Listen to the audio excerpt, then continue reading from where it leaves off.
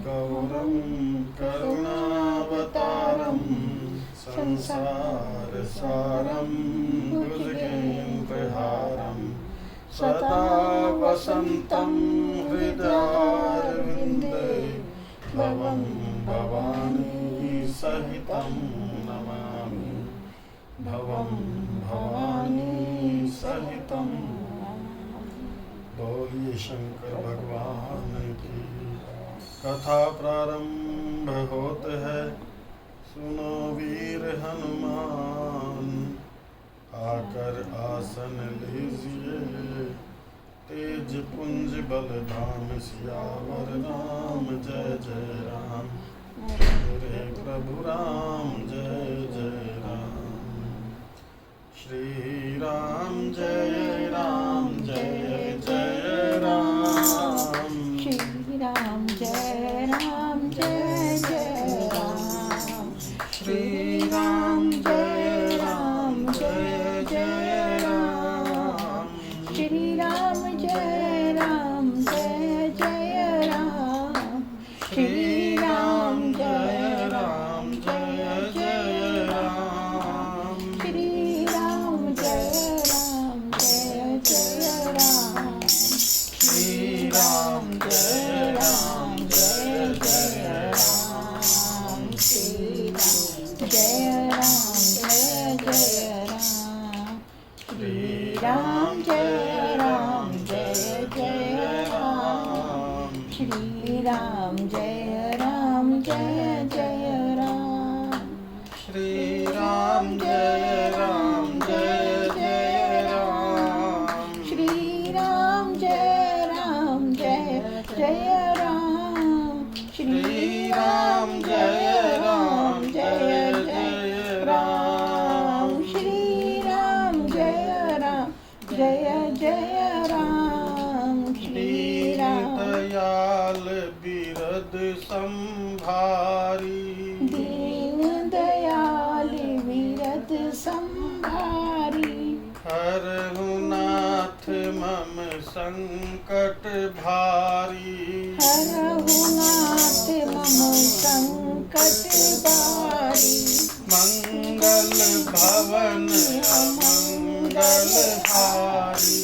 मंगल भवन अमंगल हारी। उमा सहित देहि जपत पुरारी। उमा सहित देहि जपत पुरारी। सो उमेश मोहि पर अनुकूला।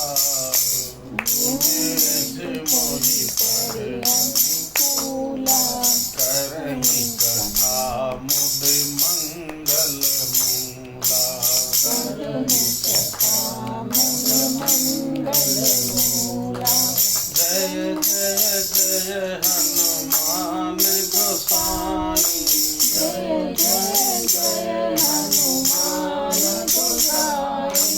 कृपा करो गुरुदेव की नाई। कृपा करो गुरुदेव की नाई। मंगल मूर्ति मारुत नंदन। मंगल मूर्ति मारुति नंदन। सकल अमंगल मूल निकंदन। सकल अमंगल मूल निकंदन। पवन तनय संतन हितकारी। पवन तनय संतन हितकारी। जय विराजत अवध बिहारी। जय विराजत अवध बिहारी। पवन तनय बल पवन समाना। पवन तनय बल पवन समाना। बुद्धि विवेक बल धाना। बुद्धि विवेक बल विज्ञान। कवन सो काज कठिन जग माही। कवन सो काज कठिन जग माही।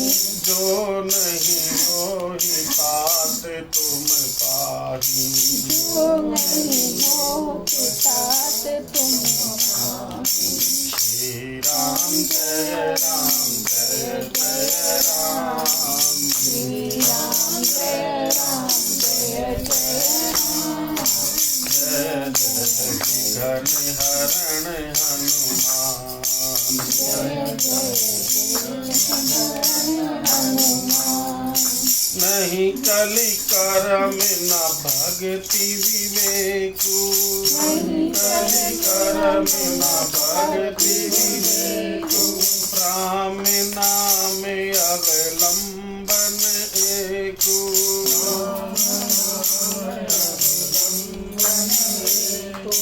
कलयुग केवल नाम आधारा। कलयुग केवल नाम आधारा। सुमिर सुमिर नर उतरहि पारा। सुमिर सुमिर नर उतरहि पारा। श्री राम जय राम जय जय राम। श्री राम जय राम जय जय राम। श्री राम जय राम जय जय राम। श्री राम जय राम जय जय राम। श्री गुरु चरण सरोज रज निज मन मुकुर सुधार। बरनउँ रघुवर विमल जस जो दायक फल चार। जटा मुकुट सुर सरित सिर लोचन नलिन विशाल। नीलकंठ लावण्य निधि सोह बाल विदु भाल। सियावर रामचंद्र पद जय शरणम शंकर हरि ओम। जय जय सिया राम।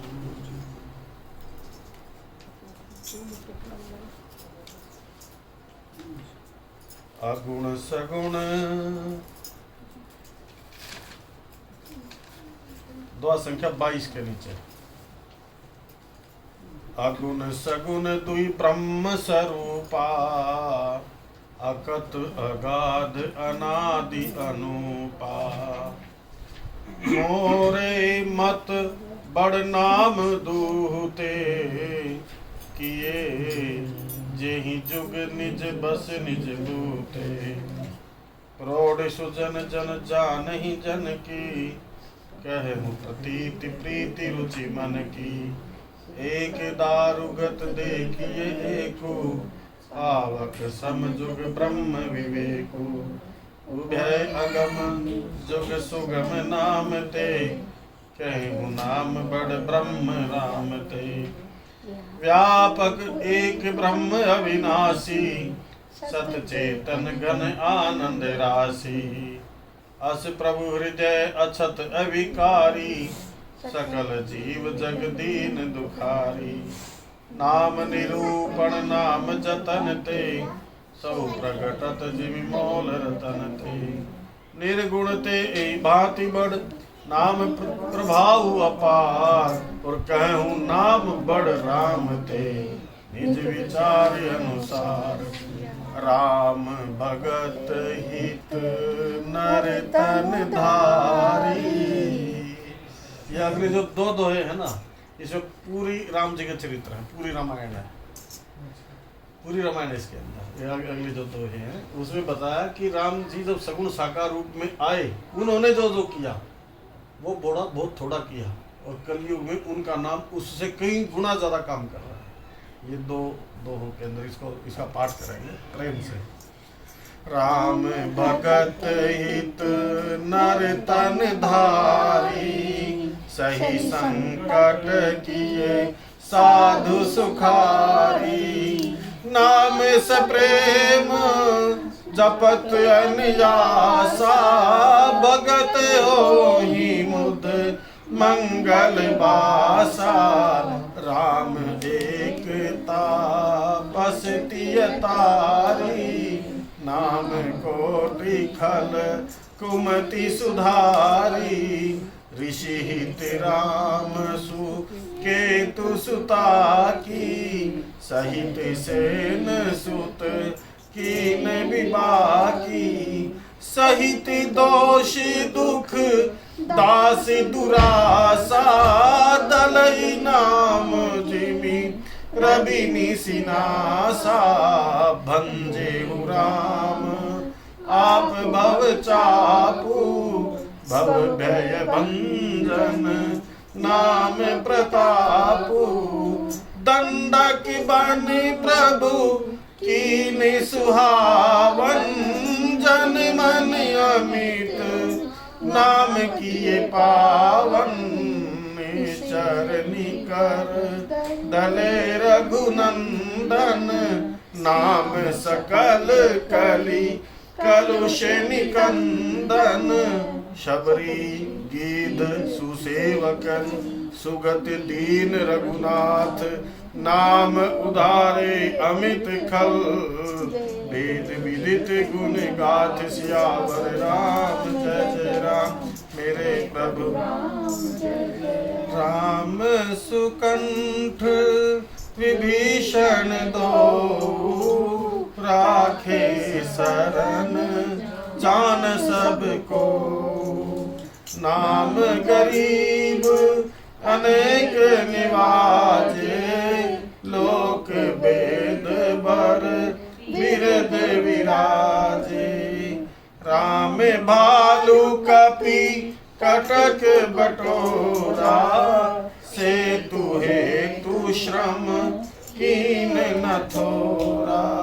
नाम लेत भव सिंधु सुखाही। करहु विचार सुजन मन माही। राम सकल रण रावण मारा। सीय सहित निजपुर पग धारा। राजा राम अवध रजधानी। गावत गुण सुर मुनिवर वाणी। सेवक सुमिरत नाम से प्रीति। बिनु श्रम प्रबल मोह दल जीती। फिरत स्नेह मगन सुख अपने। नाम प्रसाद सोच नहीं सपने। ब्रह्म राम ते नाम बड़ बरदायक बरदानी। रामचरित सत कोटि में लिए महेश जिय जानी। सियावर राम जय जय राम मेरे प्रभु। नित्य नवीन रस को देने वाली श्री राम कथा रूपी गंगा सत्संग की त्रिवेणी में मज्जन करने हेतु उपस्थित प्रभु प्रेमियों, आप सभी के हृदय में विराजमान सच्चिदानंद स्वरूप भगवान श्री राम और भक्ति स्वरूप मां जानकी के चरणों में प्रणाम। जय श्री राम। सत्संग रूपी त्रिवेणी का मतलब है, जब हम कभी विवेक की ज्ञान की बातें करते हैं तो समझ लेना हमारा सरस्वती में स्नान हो रहा है, और जब राम भक्ति की बातें चलती हैं तो गंगा जी में स्नान हो रहा है। और कीमत करते हुए भी मूढ़ता, क्या करें क्या ना करने की स्थिति से बाहर निकल के जब क्या करना चाहिए, जब कर्मों का कर्मकांड की जब बातें चलती हैं बीच बीच में, सत्संग में तो सब तीनों धाराएं इकट्ठी चलती हैं, तो समझ लेना जमुना जी में स्नान, क्योंकि कर्म नंदिनी कही जाती है जमुना जी, सूर्य नंदिनी कही जाती है जमुना जी, जम की बहन है। तो सत्संग में तीनों का समावेश है। कभी कभी आप पाएंगे सरस्वती में हम मज्जन कर रहे हैं, कभी कभी पाएंगे गंगा जी में मज्जन कर रहे हैं, और कभी कभी पाएंगे हम जमुना जी में मज्जन कर रहे हैं। तो आज का जो प्रसंग है रामचरितमानस में प्रारंभ में जो वंदना प्रकरण है, तो नाम की महिमा गोस्वामी तुलसीदास जी ने लिखी है। आज जो प्रसंग है उसमें परमात्मा के दो स्वरूप का वर्णन किया। गोस्वामी तुलसीदास जी कहते हैं कि तो निर्गुण निराकार ब्रह्म को मानने वाले लोग हैं, और दूसरे हैं सगुण साकार ब्रह्म को मानने वाले। लेकिन इन दोनों से बड़ा कौन है? नाम। सगुण साकार से भी और निर्गुण निराकार से भी। लोग आपस में लड़ाइयाँ भी कर लेते हैं इस बात के मारे। कोई कहता है कि वो तो निर्गुण निराकार है, अविनाशी है, घटघटवासी है, उसको साकार आने की क्या जरूरत है? जो दशरथ जी के यहाँ जन्मे या जो भगवान कृष्ण है वो महापुरुष तो हो सकते हैं लेकिन भगवान नहीं हो सकते, ऐसा मानना है कईयों का जो निर्गुण निराकारी है। और सगुण साकार कहते हैं कि वही निर्गुण निराकार ब्रह्म जो अविनाशी है, सच्चिदानंद स्वरूप है, वही भक्तों के हित करने के लिए, संतों को आनंद देने के लिए विप्र धेनु सुर संत हित लीन मनुज अवतार, उसी ब्रह्म का मनुष्य के रूप में अवतार होता है। कभी कृष्ण के रूप में अवतार होता है तो कभी राम जी के रूप में अवतार होता है, त्रेता में और द्वापर में क्रमशः। लेकिन गोस्वामी तुलसीदास जी ने एक अपनी बीच की बात रखी कि चाहे वो निर्गुण निराकार है चाहे सगुण साकार है, जब उसका नाम पुकारोगे वो अपने आप आ जाएगा। हमें नहीं पता कि वो निर्गुण निराकार है कि सगुण साकार है, आप नाम पुकारो। जैसे ही नाम पुकारे, नाम के बांधे चले आएंगे एक दिन सीताराम, वो कैसा ही है। फिर बताया कि निर्गुण ब्रह्म में और सगुण ब्रह्म में क्या फर्क है। प्रारंभ में तो ये बता देगा निर्गुण ही सगुण ही नहीं कुछ भेदा, कोई भेद नहीं है, बारी बिच युगा वही भेदा। जैसे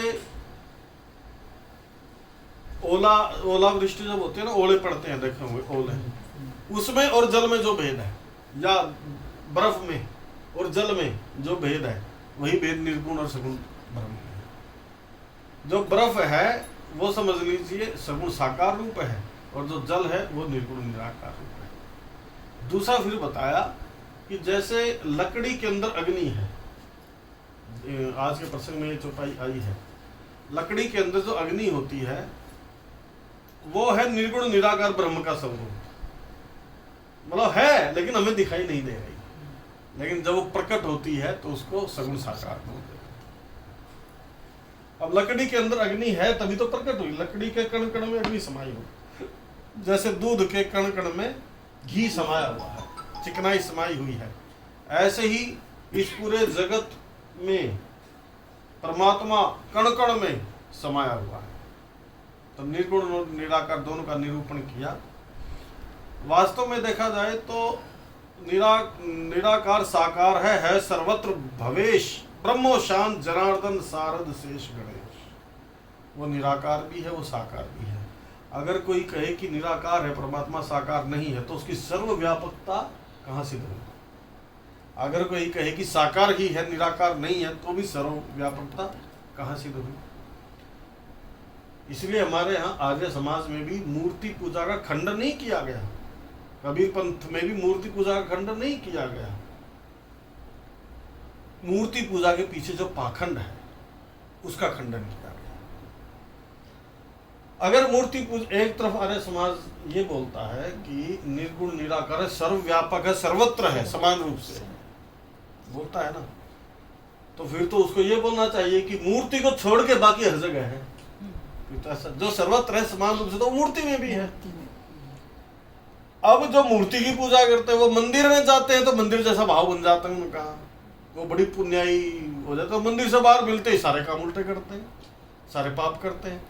इसका मतलब वो मानते हैं कि मंदिर में भगवान है, इसके बाहर भगवान नहीं है, तो दोनों ही अधूरे हैं। रामचरितमानस पूर्ण है, दोनों ही अधूरे हैं।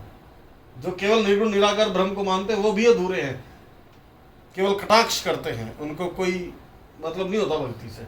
और जो केवल सगुण साकार को मानते हैं वो भी अधूरे हैं। इसलिए हमारे गोस्वामी तुलसीदास जी ने बिल्कुल प्रारंभ में हमने चौपाई पढ़ी लिख दिया था कि एक अनीह अरूप अनामा अज सच्चिदानंद परधामा राम ब्रह्म परमारथ रूपा अभिगत अलग अनादि अनूपा। वही निर्गुण भी है, साकार भी है, तू ही तू, बस तू ही तू। हमारा वेदांत ये कहता है, हमारी सनातन संस्कृति ये कहती है कि निर्गुण भी तू और सगुण भी तू, निराकार भी तू और साकार भी तू, और नाम को आधार बनाया है। तब गोस्वामी तुलसीदास जी ने पहली चौपाई में लिखा, अगुण सगुण दो ही ब्रह्म स्वरूपा। निर्गुण और सगुण ब्रह्म के दो स्वरूप हैं, दोनों अकथनीय हैं, अगाध है, अनादि है, अनूप है, उनकी कोई उपमा नहीं दी जा सकती। अनादि है, अकथनीय है, अनिवर्चनीय है, केवल अनुभव में। मोरे मत बड़ नाम दुहिते लेकिन मेरे मत से इन दोनों में नाम बड़ा है। नाम की बड़ी आई है कि ये जही जुग निज बस निज बूते, जिसने अपने बल से दोनों को ही अपने वश में कर लिया है, निर्गुण निराकार को भी और सगुण साकार को भी। अगली 3-4 चौपाइयों में वो सारी बातें बताई गई कि निर्गुण निराकार ब्रह्म जब व्यापक है, एक है, ब्रह्म है, अविनाशी है और सच्चिदानंद स्वरूप है, आनंद की राशि है, और फिर बताते हैं कि घट घटवासी है। जब ऐसा परमात्मा सभी के घट में बैठा हुआ है तो सारे दुखी क्यों हैं? ये प्रश्न किया गोस्वामी जी ने इस चौपाई में लिखा ना, अस प्रभु हृदय अछत विकारी। ऐसे विकार रहित प्रभु हृदय में रहते हुए भी जगत के सारे जीव दीन दुखी क्यों हैं? नानक दुखिया सब संसार, फिर भी दुखी हैं। इसका कारण क्या है? नाम निरूपण नाम जतन ते। देखिए, नाम का जतन करने से माने श्रद्धा पूर्वक नाम का सुमिरन करने से वही ब्रह्म, निर्गुण निराकार ब्रह्म ऐसे प्रकट हो जाता है जैसे रत्न को जानने से उसकी कीमत पता चल जाती है, उसके मोल पता चल जाता है। जब तक नहीं पता चलता तब तक हम उसकी कीमत नहीं आंकते। कोई सोने की गिन्नी पड़ी है लेकिन हमें नहीं पता सोना क्या चीज़ होती है। हमारे लिए तो एक साधारण चीज़ है, जैसे बच्चे के लिए chocolate is more important then सोने की गिन्नी। अगर सोने की गिन्नी रखे हाथ में, चॉकलेट रखे तो चॉकलेट उठाएगा। ऐसे ही बच्चे को खिलौने कितने प्रिय है, फिर उसकी जाती खिलौना चाहिए, बस फिर वो किसी को नहीं देगा खिलौने का। लेकिन जब बड़ा हो जाएगा तो समझ जाएगा ये सब खिलौना है। ऐसे ही हम जिसको अच्छा समझ रहे हो, जिसको पाने से हमें आनंद मिलता है, जैसे छोटे बच्चे को चॉकलेट लेने से आनंद मिलता है, छोटे बच्चे को खिलौना लेने से आनंद मिलता है, ऐसे हमें भी आनंद मिलता है संसार के पदार्थों से। कोठी, गाड़ी, बंगला, कार, ये जो चीज़ें हैं सारी, जिसके लिए सारा जीवन हम खपा देते हैं। और जैसे हम बच्चे पे हंसते हैं कि देखो इसको पता नहीं है इसके बारे में, ऐसी संत पर हम पर हंसते हैं, देखो इसको पता नहीं है ये बच्चे हैं, देखो इसमें ये खिलौनों में खुश हो रखे हैं, माया मिल गई थोड़े से। अरे क्या, इसलिए संत हमारे से ना ज्यादा ऊंची अवस्था में होते हैं, वो हम पर हंसते हैं। और फिर जैसे माँ बाप सोचते हैं कि धीरे धीरे बच्चा समझ जाए, फिर वो चॉकलेट की तरफ बड़ा होने के बाद देखेगा भी नहीं, खिलौनों की तरफ देखेगा भी नहीं। ऐसे ही जब ब्रह्म ज्ञान धीरे धीरे बढ़ता है, जीव का आगे बढ़ता है, तो वो फिर इन सारे जो चक्र इनसे ऊपर उठ जाता है। उनको पता है इनकी कोई वैल्यू नहीं है, ये केवल उपयोग करने के लिए, उपभोग करने के लिए नहीं है, इसलिए दुखी होता है व्यक्ति।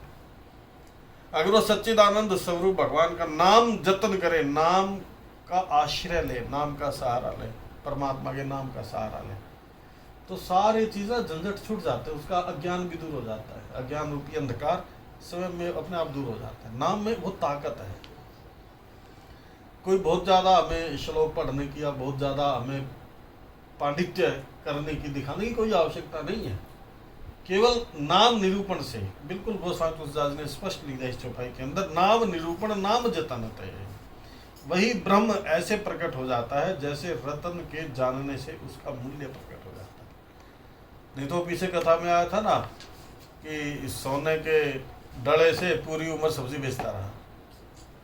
उसको पहले होता था ना, जब तकड़ी होता, अब आजकल तो नहीं होता, पहले वो बट्टा ईंट रख देते थे कि ये 200 ग्राम की, या वो कम में ज़्यादा भगवान जाने, किसी 200 ग्राम का, 100 ग्राम का, ईंट का, पत्थर का बना लेते थे। ऐसे कोई किसी को सोने का कुछ मिल गया या चांदी का मिल गया और उससे वो अपना सब्जियां ही तोड़ रहा है, क्योंकि उसको पता नहीं है।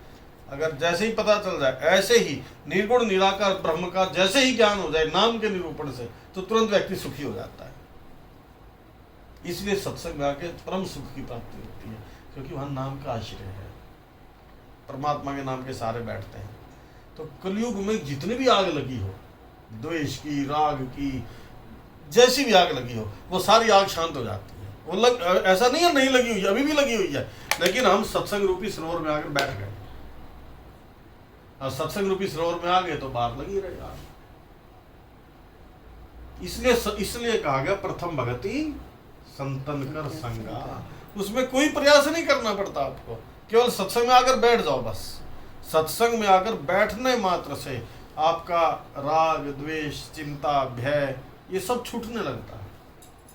चिंता और भय सब मिट जाए, दोष और दुर्गुण सब छूट जाए, चमके भाग्य सितारा, इहलोक सुखी परलोक सुखी, जो शरण राम की आया, इहलोक सुखी परलोक सुखी। वास्तव में हम ना सच्चे हृदय से और ईमानदारी से नाम की शरण नहीं जाते, इसलिए दुखी होते हैं। बिल्कुल पक्की बात है। हम शरण जाते हैं दूसरी चीजों की, हमारी मनोवृत्ति फंस जाती है कहीं कहीं, संसार में फंस जाती है मनोवृत्ति, और जैसे ही मनोवृत्ति संसार में फंसेगी तो वहां दुख के अलावा कुछ नहीं है। ईश्वर के अलावा कहीं भी मन लगाया तो अंत में रोना ही पड़ेगा, ये बिल्कुल निश्चित है। कहीं भी मन लगाया, और जिससे ज्यादा ममता होगी वो ज्यादा रुलाएगा, जिससे ज्यादा ममता होगी। दुनिया में कितने होंगे जो बच्चे कहीं में नहीं चलते, लेकिन मेरा बेटा, ममता है ना, वो कहीं में नहीं चलता तो दुख होता है। अरे पता नहीं कितने जो नहीं चलते। तो ममता तरुण तमी अंधियारी, राग द्वेष उलुक सुखकारी। चिंता चिंतन में बदल जाती है, भय निर्भयता में बदल जाता है। परीक्षित का तो मृत्यु का भय छूट गया। क्यों छूट गया? क्योंकि उसने जान लिया कि मृत्यु मेरी होती ही नहीं है। आज तक मैं जिसको अपनी मृत्यु समझता था वो मृत्यु है ही नहीं मेरी, वो तो शरीर की है। सिर्फ ये ज्ञान प्राप्त हो गया उसको, और जैसे ज्ञान प्राप्त हुआ सारा उसका भय जाता रहा। सत्संग से निर्भयता आती है, भय हमारा छूट जाता है। भय तो केवल एक ही चीज का होता है कि मिली हुई हमें जो मिली हुई स्थिति है, मिले हुए पदार्थ है, मिला हुआ शरीर है, वो कहीं छूट ना जाए, किसी चीज का है, बस भय और कुछ नहीं। मिली हुई संपत्ति छूट ना जाए, मिला हुआ पद छूट ना जाए, मिला हुआ रुतबा छूट ना जाए, मिला हुआ शरीर छूट ना जाए। और क्या है, हम विचार करें आपस में, हम विचार करें इस बात पे कि और तो कोई भी दुख नहीं है। मिली हुई जो संपत्ति है, मिले हुए साथ मिली हुई सुख सुविधा की छूट ना जाए। भाई 5 साल तक मेरे को गद्दी मिली हुई थी, इलेक्शन में भय किस चीज का है, कहीं हार जाऊं और कहीं छूट ना जाए। केवल यही है बस, और क्या है। और छूटना है, एक ना एक दिन शरीर छूटना है, फिर भी भय बना रहता है। सत्संग में आगे निर्भयता आती है, ज्ञान हो जाता है ना सत्संग में आने से। और बार बार सत्संग में आना इसलिए जरूरी है, कथा में आना जरूरी है, ताकि उसकी पुनरावृत्ति होती रहे। हम में जो ज्ञान है उस ज्ञान में हमारी प्रवृत्ति बढ़ती जाए। ज्ञान तो सभी को है, लेकिन हम फिसल जाते हैं ना, अभ्यास संसार का ज्यादा होता है तो संसार में चले जाते हैं, और सत्संग का ज्यादा होता है तो फिर एक स्थिति ऐसी आ जाती है, अब संसार की दलदल में फंस भी जाओ तो भी सत्संग आपको वहां से आराम से निकाल देगा। जैसे नाव नदी में रहती है ना, ऐसे फिर आप संसार में रहेंगे। ये गुरु कृपा से बहुत आसान है, बहुत इजी है। वैसे इससे मुश्किल काम ही नहीं। अगर नाम का आश्रय मिल जाए, नाम का सहारा मिल जाए, तो ये बड़ा इजी है। जल में कमल रहे निर्लेपा, जैसे जल में कमल निर्लेप रहता है, ऐसे जीव इस संसार में निर्लेप रह सकता है। आपको दिखेगा बाहर से भोगी, लेकिन भीतर से परम योगी हो सकता है। ये कोई बहुत बड़ी बात नहीं है। नाम में प्रताप है, ऐसा लिखा भी है गोस्वामी तुलसीदास जी ने। अगर कोई इसको आश्चर्य मानता है, सुनी आचरज करे जनी कोई, सत्संगति महिमा नहीं कोई। अगर कोई ऐसा सुन के आश्चर्य मानता है, उसको सत्संग की महिमा का ही ज्ञान नहीं है। नारद वाल्मीकि घट जोनी, निज निज मुखन कही निज होनी। मति की रति गति भूति भलाई, जब जही जहां जतन जोई पाई। सो जानब सत्संग प्रभाऊ, लोक न वेद न आन उपाऊ। बिनु सत्संग विवेक न होई, राम कृपा बिन सुलभ न सोई। कितना आनंद देने वाला है ये सत्संग। इसलिए गोस्वामी तुलसीदास ने लिख दिया, नाम निरूपण नाम जतन ते। आहा, कितने कितने संत महात्मा सुबह सुबह 4 बजे उठ जाते हैं, कितना आनंद है। एक हमारे वो अर्श क्या नाम है, सुबह हाँ भाई गुरशरण सुबह 3 बजे शुरू हो जाते हैं। उनका क्या उसमें रोंगटे खड़े जाते हैं सुन के, वाहिगुरु जी का जब सुमरन करते हैं सुबह सुबह उठ के। किसी भी टाइम करे वैसे, लेकिन वो वेला अलग ही होती है, अमृत वेला। एक अमृत वेला वो भी बताई गई है, जब नाम लेते हैं ना, वो भी, ये भी अमृत वेला है अभी। लेकिन उस समय ऐसा सत्य बताते हैं कि ज्यादातर जो निशाचरी प्रवृत्ति के व्यक्ति है वो सोए रहते हैं, तो वातावरण बड़ा शांत होता है, तो मन जल्दी लग जाता है उसमें। नाम जतनते कितना आनंद है, कितना मैं एक राजेश का 1000 करोड़ राजेश हो जाए और 1000 करोड़ जगह हो जाए, उसका क्या वर्णन कर सकते। सारद शेष महेश गणेश भगवान शिव कहते हैं नीति नीति, वो इतना ही नहीं है। इतना आनंद है राम के नाम में। राम के नाम है, कृष्ण के नाम है, शिव के नाम है, भगवत नाम है, गुरु नाम है। नाम निरूपण नाम जतन ते, सौ प्रगटत जिमि मोल रतन ते। निर्गुण ते एहि भांति बढ़, नाम प्रभाव अपार। इस प्रकार निर्गुण से नाम का प्रभाव बहुत बड़ा है। अब अपने विचार के अनुसार मैं कहता हूं कि सगुण ब्रह्म से नाम कैसे बड़ा है। अब सगुण ब्रह्म वही निर्गुण निराकार परमात्मा सगुण साकार होकर आ गया, राम जी के रूप में अवतार लिया। राम जी सगुण साकार ब्रह्म कहे जाते हैं, भगवान कृष्ण भी, परशुराम जी आदि। फिर संतों के रूप में भी परमात्मा का ही स्वरूप माना जाता है। नानक जी हो, चाहे कबीर जी हो, चाहे महात्मा बुद्ध हो, महावीर जैन हो, तुलसीदास जी हो, शबरी हो, या अभी जो हयात महापुरुष है धरती पे वो हो, ये सब परमात्मा के ही स्वरूप है। परमात्मा ही साक्षात नीचे उतर के आ गए, ऐसा स्वरूप माना। क्योंकि लिखा है नर रूप हरि, सातव सम्महि में जग देखा, मोते अधिक संत करी लेखा। ये 4-5 चौपाइयां बिल्कुल ऐसे कंठस्थ कर लो आप। तुमते अधिक गुरु ही ये जानी, सकल भाई से वही सलमानी। हे राम जी, वाल्मीकि जी कहते हैं कि हे राम जी, जो तेरे से बढ़कर अपने गुरु को सम्मान देते हैं, राम जी को कहते हैं कि हे राम जी, जो तेरे से भी बढ़कर अपने गुरु को सम्मान करते हैं, उनके हृदय में निवास करो। जो 14 स्थान बताए गए राम जी के रहने के लिए जी ने, तो वो सब 5वां स्थान ये बताया गया। और मोते अधिक राम करी लेखा, अब मोहे भाव भरोसा हनुमंता, बिन हरि कृपा मिलई नहीं समन्ता। बिल्कुल ऐसे दीवार, हृदय की दीवार पे लिख लो ये चौपाइयां। ये मंत्र है रामचरितमानस के। राम ते अधिक राम कर दासा, राम से भी अधिक राम के दासों का महत्व है।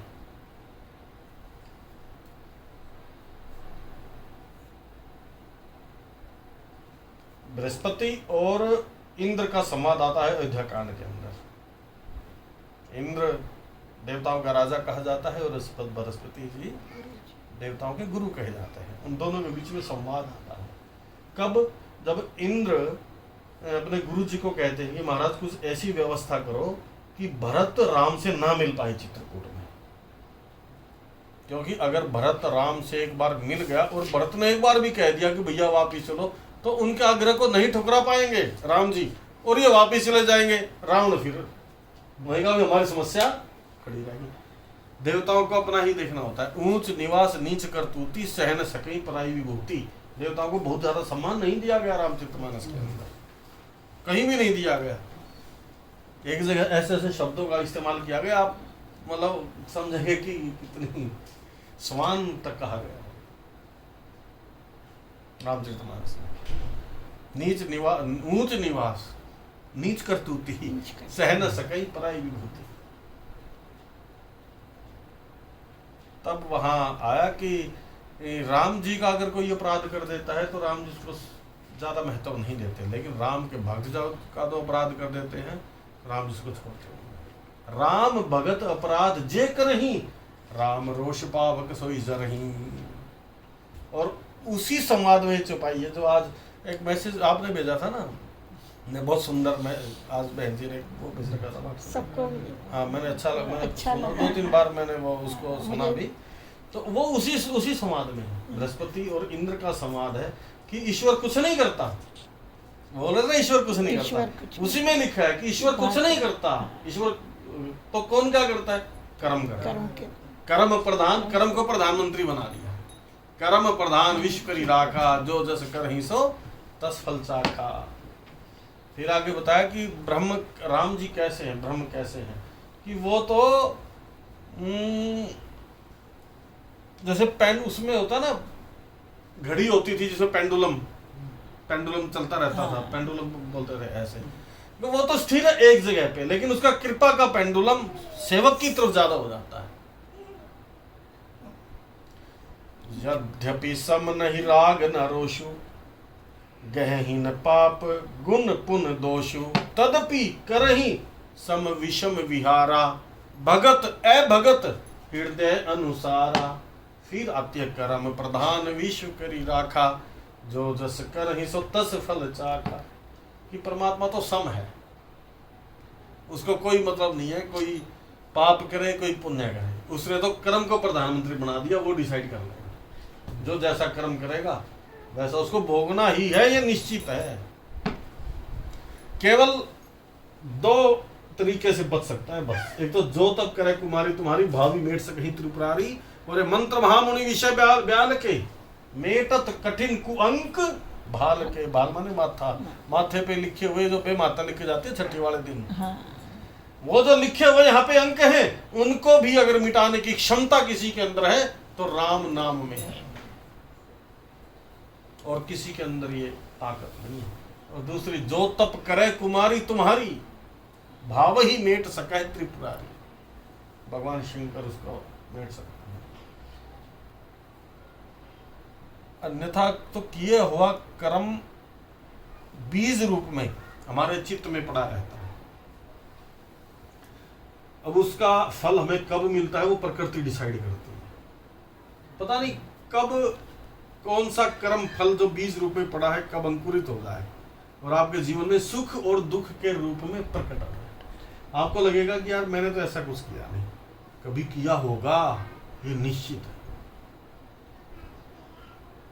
काहू न को सुख दुख कर दाता, निज कृत कर्म भोग सब भ्राता। भगवान राम नहीं, लक्ष्मण जी महाराज कहते हैं निषाद को, श्रृंगेरपुर में लक्ष्मण गीता में कहते हैं कि भाई कोई किसी को सुख और दुख देने वाला नहीं है। काहू न को सुख दुख कर दाता, निज कृत कर्म भोग सब भ्राता। हे भाई, सब अपने किए हुए कर्मों का फल भोगते हैं। ये बात कब कही? जब श्रृंगेरपुर में सीताराम जी साथरी पे लेटे हुए थे। सबसे पहले गांव आया था श्रृंगेरपुर जब अयोध्या से निकले बाहर, तो वहाँ का सरपंच था ये निषाद, इसने बड़ी बढ़िया व्यवस्था करी। महाराज सोने के पलंग पे आप कैसे रहते थे अयोध्या में, आप ऐसे यहाँ रहिए कि नहीं, मेरे को माता पिता ने हमें वनवास दिया। तो साथरी बोलते हैं ये जो घास फूस की बिछौना, घास फूस का जो बिछौना उस पर लेटे हुए थे। रात का समय हो गया था, पहली रात वहीं बिताई थी श्रृंगेरपुर में।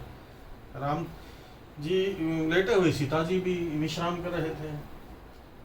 लक्ष्मण जी महाराज वीरासन में बैठ के वहाँ पे सुरक्षा का एक प्रकार से कर रहे थे, और निषाद भी साथ में बैठा था। तो निषाद के मन में राम जी को देख के विषाद हो गया। अब देखो, साक्षात राम जी लेटे हुए ब्रह्म, अब राम जी को देख के तो मुंह जाना चाहिए, विषाद जाना चाहिए, लेकिन मुंह बढ़ गया राम जी को देख। इसलिए कहा राम से बड़ा राम का नाम। सत्संग की महिमा तो राम जी से बहुत बड़ी है, यही यहाँ बताया गया। अब जो दो दोहे का निरूपण हम करेंगे, यही बताया गया कि सगुण राम से बड़ा राम का नाम। यही राम जी ने जो काम किए सारे, दो दोहों के अंदर पूरी रामचरितमानस की कथा आ गई। रावण के वध तक की कथा पूरी आ गई है इसमें, और राजा राम तक की कथा आ गई है। लिखा ना राजा राम अवध रजदाने, वहां तक की कथा आ गई है पूरी। तो इन सब से बड़ा नाम है। अब विषाद कैसे हुआ निषाद को? कि कह नंदने मंदमती, कठिन कुटिलपन के, जही रघुनंदन जान की, सुख अवसर दुख दीन। कह के नंदनी मंदमती, कह के नंदनी का मतलब है रानी कैकई। उनके पिताजी का नाम कैकई था, जो कैकई प्रदेश जिस पास को कश्मीर कहा जाता, कश्मीर से थी। ये शुरू से ही कंट्रोवर्शियल रहा है हमारे लिए। ये जो कैकई थी ना, कश्मीर से थी। कैकेयी नंदनी मंदमती, ये बड़ी मंदमती है। कठिन कैसे अवसर में क्या कर दिया, सुख अवसर दुख दिन। अरे अभी तो शादी करके आए थे, सुख का दिन आने थे, इसमें इतना बड़ा दुख दे दिया। कैकेयी नंदनी मंदमती, कठिन कुटिलपन कीन, कुटिलता करी। जही रघुनंदन जान की, सुख अवसर दुख दीन। तब लक्ष्मण जी ने सोचा भैया तो हमारे घर के मामले में हस्तक्षेप कर रहा है। तो फिर वहां जो ज्ञान दिया जबरदस्त, 18 चौपाइयों का ज्ञान है। उन 18 चौपाइयों में मानो गीता के एक एक चौपाई एक एक अध्याय का प्रतिनिधित्व करते। अयोध्या कांड में प्रसंग है। तो वहां प्रारंभ ही इससे किया गया कि काहू न को सुख दुख कर दाता, निज कृत कर्म भोग सब भ्राता। देखिए गुनिए जानिए मन माही, मोह मूल परमार्थ नाही। सपने होई भिखारी निरपरंक नागपति होई, जागे लाग नंबर लाभ न हानि कछु तिबी प्रपंच तिये जोई। मोह निशा सब सवनिहारा, देखई स्वप्न ने प्रकारा। जानिए तब ही जीव जग जागा, जब सब विषय विलास विरागा। नहीं जग जाग ही जामिनी जोगी, परमार्थी प्रपंच वियोगी। राम ब्रह्म परमार्थ रूपा, अविगत अलख अनादि अनुपा आदि आदि। तो पूरा उसके अंदर ब्रह्म ज्ञान है 18 चौपाइयों के अंदर। तो वहां जब ये बात आई कि राम काहू न को सुख दुख कर दाता, कोई किसी को सुख दुख देने वाला नहीं है। तो कैकेयी को जो कह रहा है कि सुख के अवसर पे दुख दे दिया, काहू न को सुख दुख कर दाता, निज कृत कर्म भोग सब भ्राता। सब अपने ही किए हुए कर्मों का फल भोग रहे हैं। तो अगला प्रश्न क्या होना चाहिए था निषाद का, वही हुआ कि इन्होंने ऐसे कौन से कर्म किए हैं। प्रश्न किया निषाद ने, जो आप कह रहे हैं। अब उसका जो उत्तर है वो बड़ा मजेदार है। अच्छा निषाद ये बताओ, राम जी और सीता जी लेटे हुए हैं, वो आपको दुखी दिख रहे हैं कि नहीं? वो तो आनंद में दिख रहे हो, वो तो मंद मंद मुस्कुरा रहे हैं। इस समय दुखी कौन है? कौन है? निषाद है। तो तेरे ही कर्म का कोई होगा जो तू दुखी है। ये बात तो तेरे ऊपर लागू होती है। कई बार व्यक्ति सोचता है कि अरे अरे अरे इतना दुखी है, इसके साथ ये हो गया, इसके साथ ये हो गया। वो दुखी है ही नहीं। मतलब दूसरे आदमी सोचते कि ये दुखी है, जबकि वो आनंद में। काहू न को सुख दुख कर दाता, निज कृत कर्म भोग सब दाता। तो किए हुए जो कर्म हैं उनका फल भोगना ही पड़ता है, क्योंकि वो बीज रूप में हमारे चित्त में स्टोर हो गई। पता नहीं किस जन्म में कुछ कर्म तो ऐसे जो तुरंत उनका फल मिल जाता है, और कुछ ऐसे हैं जो टाइम लगाते हैं, अलग अनेक जन्म भी बीत जाते हैं। लेकिन अगर बीज को भून दिया जाए तो क्या वो अंकुरित होगा? नहीं, केवल एक उपाय है, बीज को अंकुरित होने से बचाया जाए। बीज अंकुरित किस अवस्था में नहीं होता? जब बीज को भून दिया जाए। तो हमारे यहाँ ना पहले बड़बुज्जे होते हैं, बड़बुज्जे समझते हो? जो वो चने वगैरह भुना के लाते थे, जिनसे मूंगफली वगैरह भून के लाते हैं। तो सदगुरु को बड़बुज्जा कहा गया।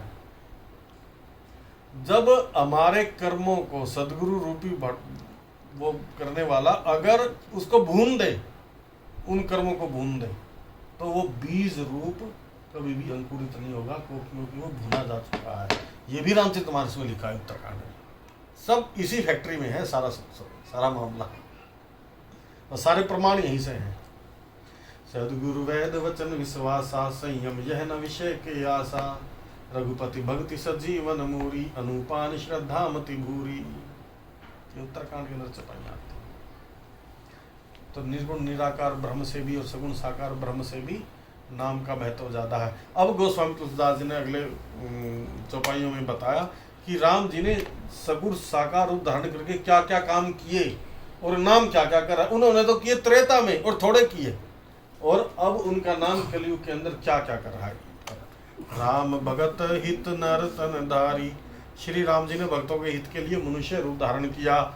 सही संकट किए साधु सुखारी, स्वयं अनेक प्रकार के कष्ट सहे और साधुओं को सुखी किया। भाई कष्ट तो सहे, कितने कितने बिना जूतियों के जंगलों में घूमना पड़ा, राक्षसों के साथ कितना भिड़ना पड़ा, अपनी उनकी पत्नी का भी हरण हो गया, कितना कितने दुख सहन किए। लेकिन नाम से प्रेम जपत अनियासा, ये सब तो त्रेता में हुआ, लेकिन कलयुग के अंदर उनका नाम जप करते हुए सहज में ही आनंद और कल्याण के घर हो जाते हैं। अगली चौपाई में अहिल्या की कथा आ जाती है। अहिल्या को तारा, राम एक तापसती तारी।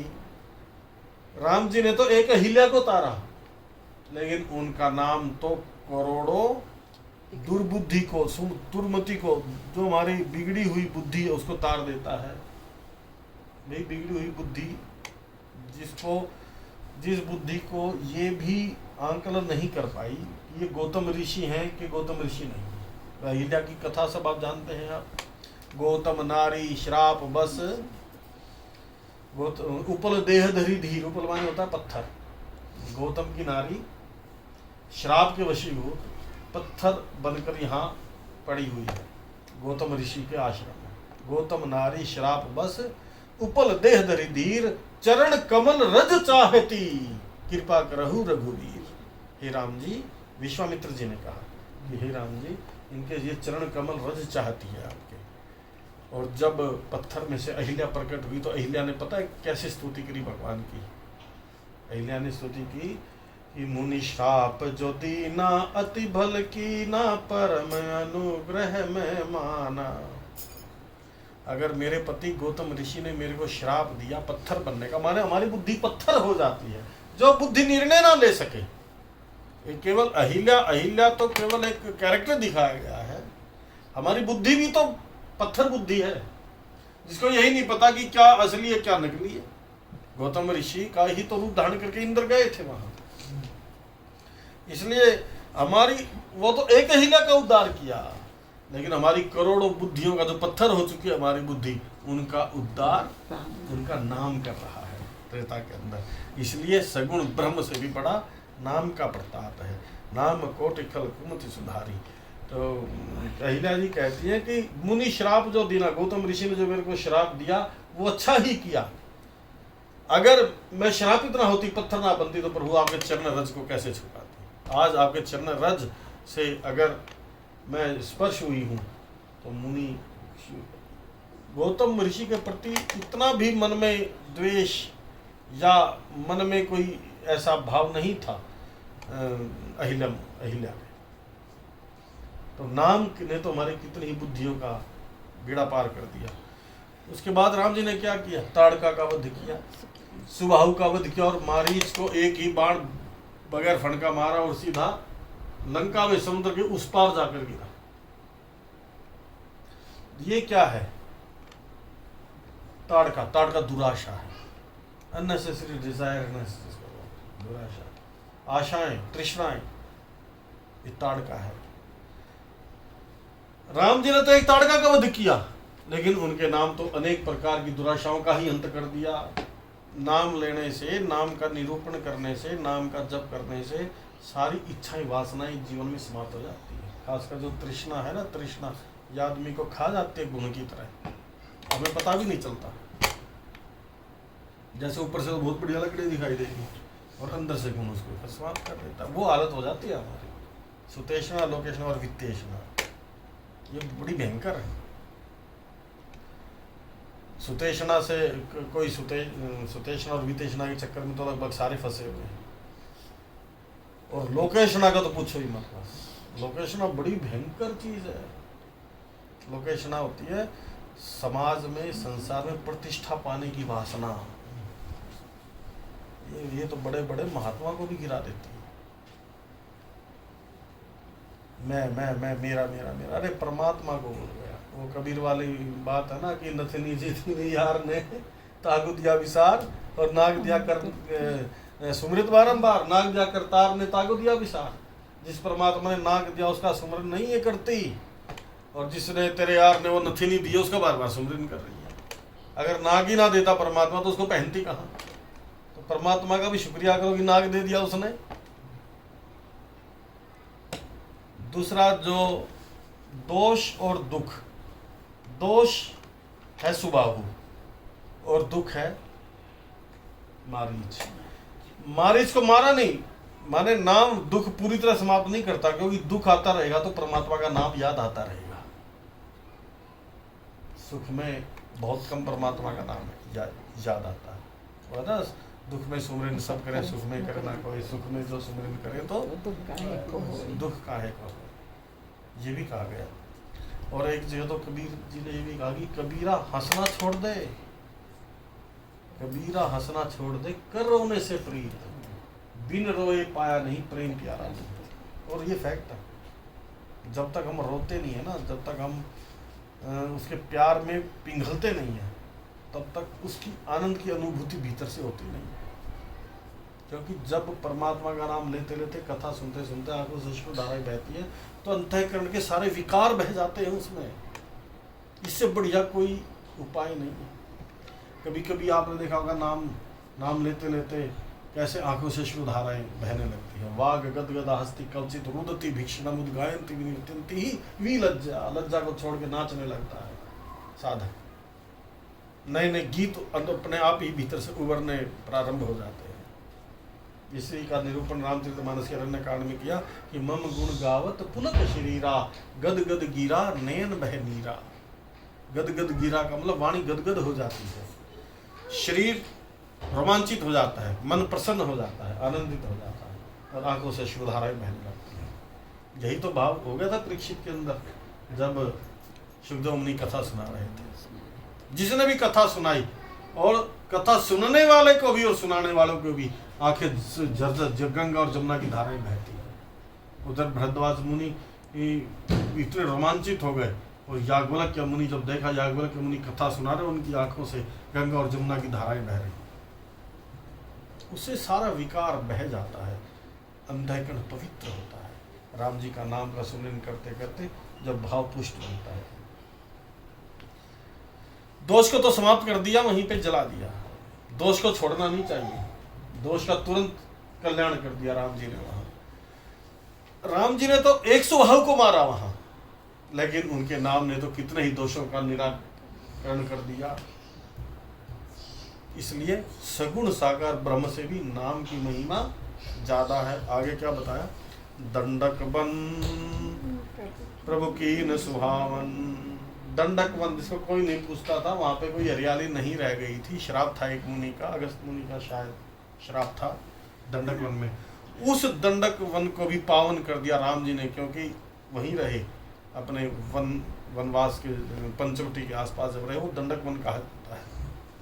तो सीता जी का हरण हुआ था, वो स्थान दंडक वन है, उसको पावन कर दिया। ऐसे ही जन मन अमित नाम किए पावन। उन्होंने तो एक दंडक वन को ही पावन किया, लेकिन उनके नाम ने तो अनेकों मनुष्य के मन को ही पवित्र कर दिया। निश्चर निकिर बले दले रघुनंदन, राम सकल कली कलुष निकंदन।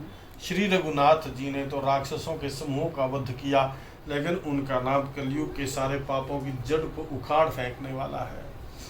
इसलिए गोस्वामी जी कहते हैं कि सगुण साकार ब्रह्म से भी नाम की अधिक महिमा है। राम जी जब सगुण साकार रूप में आए तो शबरी, जटायु और अनेक जो उत्तम सेवक थे उनको मुक्ति दी, परंतु राम जी के नाम ने अनेक दुष्टों का उद्धार कर दिया। नाम के गुणों की कथा वेदों में प्रसिद्ध है, इसलिए नाम की महिमा बहुत ज़्यादा बताई गई। आगे फिर जब शबरी आदि का प्रसंग चला जाता है, फिर किसका प्रसंग आता है, सुग्रीव और विभीषण का प्रसंग आता है।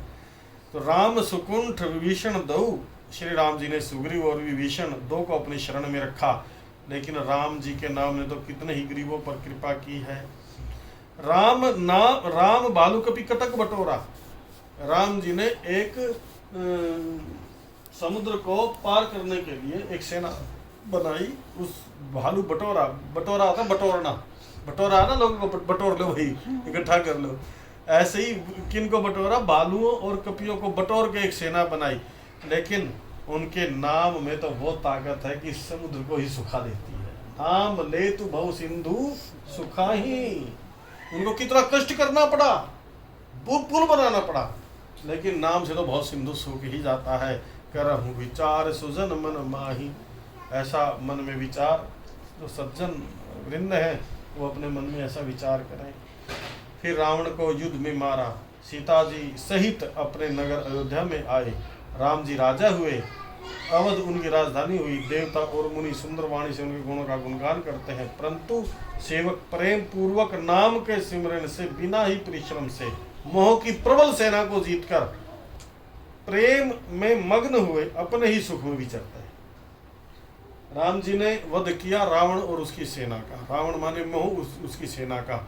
लेकिन नाम हमारे अंतःकरण के अंदर जो मोह रूपी राक्षस बैठा है, नाम उसका वध कर देता है और जीव आनंद को, जैसे राजा राम जानकी रानी रामा आनंद अवध अवध राजधानी रामा, बहुत आनंद के साथ गीत गाते हैं अयोध्यावासी। जब राम जी सिंहासन पर बैठे, कनक सिंहासन सीय समेता बैठे ही राम हुई चित चेता, सोने के सिंहासन पे सीताराम जी राजा और रानी बनकर बैठे हुए हैं, तो सारा समाज आनंदित हो जाता है। तो राम जी ने कितना कितना कष्ट उठाया, तब जाकर वो स्थिति बनी। लेकिन नाम में तो साधक के हमेशा ही हृदय के अंदर एक आनंद होता है। हम भी अपने हृदय रूपी अयोध्या पे राम नाम रूपी राम जी को सिंहासन पर बिठा दे। हमारा हृदय ही सिंहासन है मानो अयोध्या का, और उसका राज हम राम जी को दे दे, माने नाम को दे दे। तो राम ब्रह्म ते नाम बड़ वरदायक वरदानी, इस प्रकार निर्गुण और सगुण दोनों से ही राम का नाम बड़ा है। यह वरदान देने वालों को भी वरदान देने वाला है। क्या बात है, जो वरदान देते हैं ना, शिव जी वरदान देते हैं, ब्रह्मा जी वरदान देते हैं, उनको भी वरदान देने वाला है। ये है राम के नाम की महिमा। रामचरित सतकोटि मह लिय महेश जी राम, इसलिए राम जी ने करोड़ों राम जी के चरित्रों में से एक राम नाम को ही अपने पास सार चीज में अपने पास रखा। भगवान शंकर बैठते हैं, लागी समाधि अखंड अपारा। भगवान शंकर समाधिस्थ रहते हैं, आँखियाँ आधी आँख बंद आधी आँख खुली, राम नाम का सिमरन करते रहते। बाकी कुछ नहीं राम जी को चाहिए। इतने करोड़ों चरित्रों में से भगवान शंकर ने भी राम जी के नाम का ही आश्रय लिया। 100 करोड़ रामचरित्रों का मतलब क्या है? 100 करोड़ रामचरित्र का मतलब है कि राम जी के अनेक चरित्र हैं। कितने? रामायण शतकोटि अपारा। जिसका जो अनुभव राम जी के बारे में है वो एक रामचरितमानस है। जैसे जब राम जी अयोध्या में आए तो वहाँ जितने लोग थे अयोध्या में, उनको सबको ऐसा लगा कि राम जी सबसे पहले हमसे मिले। अमित रूप प्रगटे तही काला। जितने वहां पे बच्चे थे, बड़े थे, बूढ़े थे, उतने ही रूप धारण कर लिए राम जी ने। बच्चों से मिले राम जी, बराबर वालों से मिले और बड़ों से मिले। सबको ये लगा कि राम जी सबसे पहले हमसे मिले। ऐसे ही जब खरदूषण का वध किया तब भी राम जी ने अमित रूप प्रकट कर दिए। एक ही राम जी 14,000 राक्षस थे तो 14,000 रूप बना लिए थे अपने राम जी ने। उस समय अगर किसी एक बच्चे से पूछो आप कि आपका क्या अनुभव रहा, राम जी वन से आए आपको मिले, तो वो एक अपनी गाथा बताएगा। दूसरे से पूछो तो दूसरा नहीं बताएगा। बड़े से पूछो वो अपनी बताएगा, वो अपनी बताएगा। जो राम जी के बारे में जैसी गाथा सुनाता है वो एक ऐसा रामचरित्र बन गया। इसलिए कहा गया रामायण शतकोटि अपारा। 100 करोड़ से भी ज्यादा राम जी के चरित्र हैं। सबका अपना अपना अनुभव है। अजब राज है मोहब्बत के फसाने का। जिसको जितना और जैसा समझ में आता है वो उतना और वैसा ही गाए चला जाता है। क्या किसी ने उसके पूरे गुणगान कर सका है? कोई नहीं कर सकता, कोई भी उसके पूरे गुणगान। वो बोलते हैं ना, कोई हाथी था, हाथी के का किसी ने पाँव पकड़ा तो लगा कि ऐसा है, किसी ने कान देख लिए तो कि वो छाछ जैसा है, लेकिन पूरा वर्णन कोई नहीं कर सकता परमात्मा का। वेद पुराण निगम कोई पूरा नहीं वर्णन कर सकता, लेकिन जिसको जितना आता है वो उतना वर्णन करता है और अपनी जिह्वा को पवित्र कर लेता है, अपने कानों को पवित्र कर लेता है सत्संग को सुनकर। रामचरित सतकोटि मह लिए महेश जी, सार रूप में राम के नाम को रखा। इसके बाद एक एक करके बताया कि नाम की महिमा से कौन कितना महान हो गया। नाम प्रसाद शंभु अविनाशी, साज अमंगल मंगल राशि। अमंगल वेश होने के बाद भी, अरे कोई मुर्दे की भस्म को अपने ऊपर लगाए, ना कोई घर बार, ना कोई माता पिता। श्रृंगार किस चीज का? सोना, सांपों का। सांप लटका दे, छोटे से जो सपोलिया जिसको बोलते हैं, एक सपोलिया पकड़ा उसका कर्णफूल बना लिया, जटाओं का मुकुट बना लिया। ये अमंगल साज कहा जाता है, लेकिन ऐसा अमंगल साज भी मंगल बन गया नाम के प्रताप से। शंभु अविनाशी, नाम के ही प्रसाद से शिव जी अविनाशी है। फिर नारद जाने नाम प्रतापु, जग प्रिय हरि हरि हर प्रिय आपू। हरि सारे संसार को प्रिय है, हरि को हर प्रिय है और हर को हरि प्रिय है, लेकिन नारद दोनों को ही प्रिय है नाम के प्रताप से। तो नारद जी से देवताओं ने पूछ लिया था कि नारद जी आपके पास ऐसी कौन सी चीज है जो राक्षस भी आपकी बात मानते हैं, देव भी आपकी बात मानते हैं और दानव भी आपकी बात मानते हैं। तो जैसे ये पूछा, नारद की आंखों से अश्रुधाराएं बहने लगी। नारद जी कहने लगे कि मैं तो एक दासी का पुत्र था, लेकिन नाम के प्रताप की वो महिमा है कि मेरी बात को कोई रद्द ही नहीं कर सकता, इसलिए मेरा नाम ही नारद हो गया। नारद नाम की महिमा को जानते हैं। फिर प्रहलाद के बारे में बताया गया, नाम जपत प्रभु कीन प्रसादु। राम का नाम जपने से प्रभु ने कृपा करी किसके ऊपर? प्रहलाद के ऊपर। और प्रहलाद क्या हो गए? भक्त शिरोमणि हो गए। अरे पिता की बात को ना मानने वाला समाज में कोई अच्छा नहीं माना जाता, लेकिन पिता का विरोध करने के बावजूद भी प्रहलाद भक्त शिरोमणि हो गए। इसलिए जब विनय पत्रिका में लिखा ना, जाको प्रिय न राम वैदेही, ताहि तजिए कोटिन वैरिन समयद्यपि परम स्नेही। तो सबसे पहले जो एग्जाम्पल दिया गया, उदाहरण दिया गया, वो प्रहलाद का। पिता तजो प्रहलाद, भरत महतारी। भरत ने अपनी माँ की बात नहीं मानी और प्रहलाद ने अपने पिता की बात नहीं। प्रहलाद के जो, अगर प्रहलाद को हम संत शिरोमणि कहते हैं, भगत शिरोमणि कहते हैं, किस लिए? क्योंकि हरि नाम जपा था, परमात्मा का नाम जपा था। नाम जपते जपते उसका मन आह्लादित हो गया था, इसलिए उसका नाम प्रहलाद है। हम भी प्रहलाद बन सकते हैं अगर नाम जपते जपते हमारा भी मन आह्लादित हो जाए, आनंदित हो जाए, प्रफुल्लित हो जाए, रोमांचित हो जाए, तो हम भी प्रहलाद हैं। प्रहलाद कयादु के गर्भ से पैदा हुए, और जैसे हिरण्याकश्यप को पता चला, इंद्र को पता चला कि ये जो कयादु है ये गर्भवती है, तो देवताओं ने समझा कि एक हिरण्याकश्यप नहीं, हमारा जीना हराम कर रखा है, और एक और राक्षस से राक्षस ही पैदा होगा, तो उसको गर्भ में ही उसको हम समाप्त कर दिया, उसका अपहरण कर लिया देवताओं ने कयादु का। आप सब कथा जानते हो। और उससे पहले गर्भाधारण भी कैसे हुआ वो भी एक कथा है। हमारे यहाँ गर्भाधारण भी एक संस्कार है। केवल पाश्चात्य कल्चर के अंदर काम वासना का परिणाम गर्भ होता है, हमारे यहाँ संस्कार किया जाता है, गर्भ संस्कार किया जाता है। प्रथम जो संस्कार है गर्भ संस्कार है। तो वो कैसे हुआ? अपने हिरण्याकश्यप वन में गया हुआ था तपस्या करने के लिए, और जैसे ही तपस्या करने बैठता, इंद्र तोते का रूप धारण करके उसी वृक्ष के ऊपर बैठ जाता और नारायण नारायण बोलने लगता। अब नारायण से उसकी समाधि भंग होती है। देखो, राक्षसों की समाधि नारायण नाम से भंग होती है और सज्जनों की समाधि लग जाती है।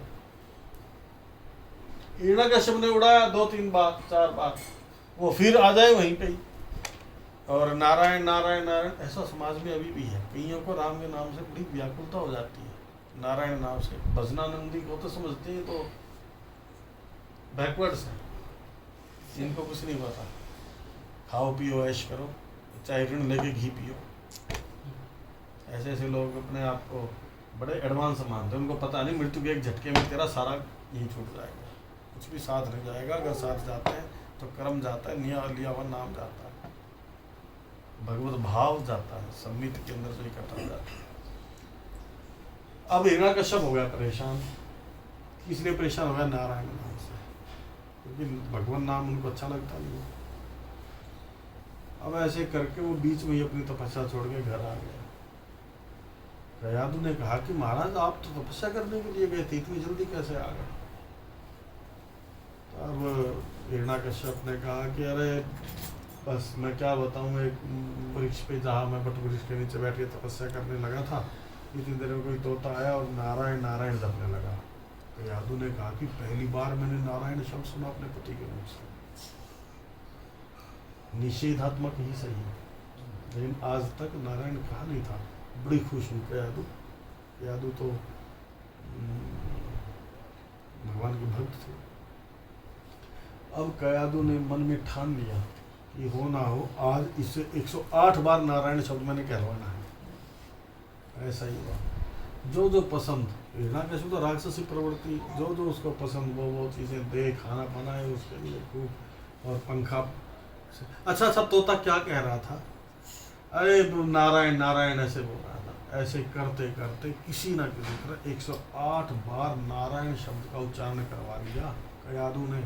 देखो माताओं बहनों के अंदर कितनी ताकत है। लोग कहते हैं पति नहीं मानता, अरे हिरण्याकश्यप ऐसा तो नहीं है पति, तो भी कैसी। कयादू ने 108 बार नारायण शब्द का इस्तेमाल किया, और कथाकार कहते हैं, भागवत कहती है कि उसी दिन गर्भ संस्कार हुआ, गर्भाधान संस्कार। प्रहलाद आए, बड़े हुए प्रहलाद, नारद ने उपदेश तो दे दिया था, प्रहलाद तो गर्भ में ही ब्रह्म ज्ञान को प्राप्त कर गए थे, और परमात्मा के बारे में उनको ज्ञान हो गया था। नाम का सुमरन करते थे, सत्संग सुनते सुनते। इसलिए कहा जाता है हमारे यहाँ जो गर्भवती महिलाएं, उनको मैक्सिमम समय सत्संग सुनना चाहिए, तो जो संतान पैदा होगी वो अलग ही होगी, फिर इसमें कोई संदेह नहीं है। तो महाराज 5 साल के जब हुए प्रहलाद, तो उनका भक्ति भाव देख के हिरण्याकश्यप को लगा कि ये तो मेरे हाथ से चला जाएगा, ये मेरे घर में ये कहाँ ऐसा बालक पैदा हो गया। अपने काम काज में अपने साथ लगा दिया प्रहलाद को, और प्रहलाद के अंदर धीरे धीरे वो जो राम नाम की महिमा थी वो विस्मृति में चली गई। जैसा संग वैसा रंग, जैसा संग वैसा रंग, संग का रंग लग गया। और जो अंतःकरण के अंदर बीज रूप के अंदर संस्कार पड़े थे वो तो पड़े ही थे, लेकिन वो विस्मृति हो गई, और वो भी कहने लगी परमात्मा अगर कोई है तो केवल मेरे पिताजी हो, हिरण्याकश्यप। ये पक्का हो गया। और जैसे जैसे बड़ा होने लगा, अपने पिता के काम काज में हाथ बटाने लगा प्रहलाद, और भगवान एक ही है, उसका नाम हिरण्याकश्यप, और हिरण्याकश्यप का नाम जपने लगा। फिर वो कथा आती है, आप जानते हो कि बिल्ली के बच्चे कुंभकार के आवे में से कैसे जीवित निकले, जानते हो ना कथा। एक रात को प्रहलाद प्रहलाद रात को घूमते हुए निकले थे राजपास करने के लिए। तो देखा कि एक आवा बोलते हैं जिसमें मटके पकाए जाते हैं, मिट्टी के बर्तन पकाए जाते हैं, जैसे ईंट के भट्ठे होते हैं ऐसे। उसके बाहर कोई कुंभकार और उसकी पत्नी दोनों प्रार्थना करे परमात्मा से, हे परमात्मा इन बच्चों को बचाओ, इन बच्चों को बचाओ, इन बच्चों को बचाओ। दूर से देखा प्रहलाद ने, ये कौन से परमात्मा का जिक्र, परमात्मा तो एक ही है हिरण्याकश्यप, तो तुम कौन से परमात्मा को मानते हो? क्योंकि परमात्मा तो सब कुछ कर्तुम सक्यम, अकर्तुम सक्यम, अन्यथा कर्तुम सक्यम, जो असंभव को भी संभव कर दे। जो हम गर्भ में होते हैं वहाँ भी जो हमारे खाने की व्यवस्था करता है, हरा हरा घास खाती है गाय, और सफ़ेद सफ़ेद जो दूध बना देता है। गाय दूध देती है, भैंस दूध देती है। जब दूध देती है ना तो उसके जो थन होते हैं, जिसको लोटी बोलते हैं, आप समझते हो देसी भाषा में, जहाँ था उससे पता चल जाता है कि जो भैंस का व्यापार करने वाले हैं, गाय का व्यापार करने वाले हैं, वो भैंस और गाय के लौटी देकर पता चल जाता है कितना दूध देती होगी, ये पता चल जाता है उससे। तो जब हम बिल्कुल दूध देने के लिए तैयार है, थन प्योसे हुए बिल्कुल, उस समय अगर ऑपरेशन किया जाए थनों का तो क्या निकलेगा? ब्लड खून निकलता है। और जब ऐसे करेंगे तो क्या निकलेगा? दूध निकलता है। तो दूध कैसे, किसने बना दिया? किसने बना दिया वो दूध? वो परमात्मा जो गर्भ में भी हमारी रक्षा करता है। तो जैसे ही हम पैदा होते हैं तो माँ की छाती में फैक्ट्री दूध की ऐसी लगा देता है, ना गर्म ना ठंडा, ना मीठा ना फीका, बिल्कुल जितना चाहिए उतना, और जितनी बार दिए उतने हॉस्पिटलाइज, बिल्कुल उसको जरूरत ही नहीं है कुछ एक्स्ट्रा कुछ करने की।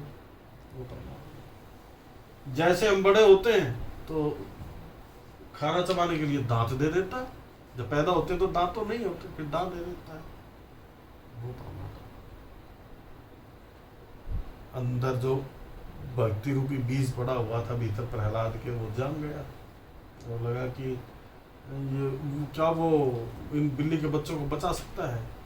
कि हाँ युवराज, मिट्टी के जो कच्चे बर्तन थे उसमें 4 बिल्ली के बच्चे थे छोटे छोटे। मैं नहीं समझा, पत्नी ने निकाल लिए होंगे, पत्नी ने समझा, बच्चों ने निकाल लिए होंगे, उसने समझा, उसने निकाल लिए होंगे, लेकिन गलती से वो चारों बर्तन उसमें अंदर रखे गए और बिल्कुल बीच में, और अब तो भबक भबक आग लगी हुई है। तो प्रार्थना में वो ताकत है, कर तुम सक्षम है, कर तुम सक्षम। परमात्मा तो कुछ भी कर सकता है। ठीक है, कितने दिन में मैं आऊंगा, इसमें लग जाएंगे 6 महीने की नहीं, वो ईंट का भट्ठा होता है जिसमें 6 महीने लगते हैं। ये तो हम 3-4 दिन में ही बस इसको हम हटाएंगे। तो नहीं, जो परमात्मा सबकी रक्षा करता है वो बिल्ली के बच्चों की भी रक्षा करेगा। जब इस आवे को आप सफाई करो और बर्तन निकालो तो मेरे को जरूर बुलाना।